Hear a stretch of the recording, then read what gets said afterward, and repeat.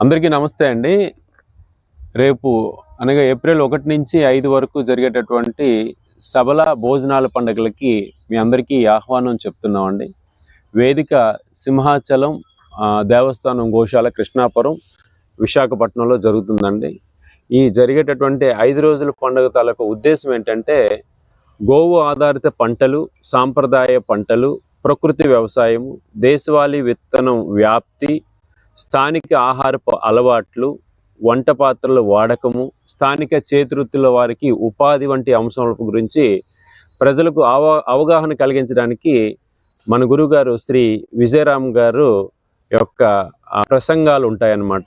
So దయచేసి ప్రతి ఒక్కరూ ఈ యొక్క కార్యక్రమానికి వచ్చి ఈ ప్రసంగాలు కానీ, అలాగే అక్కడ జరిగేటటువంటి కార్యక్రమాలు అంటే అందరి చేతివృత్తుల వాళ్ళు వస్తున్నారు.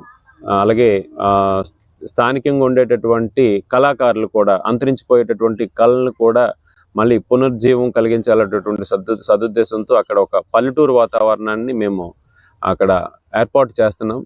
సో ప్రతి ఒక్కరూ ఈ కార్యక్రమానికి వచ్చి అక్కడ మేము పెట్టేటటువంటి భోజనం కూడా ఎలా వండుతున్నాం అనేటటువంటిది కూడా తిలకించి దీన్ని విజయవంతం చేయవలసిందిగా కోరుచున్నాం. జై సబల.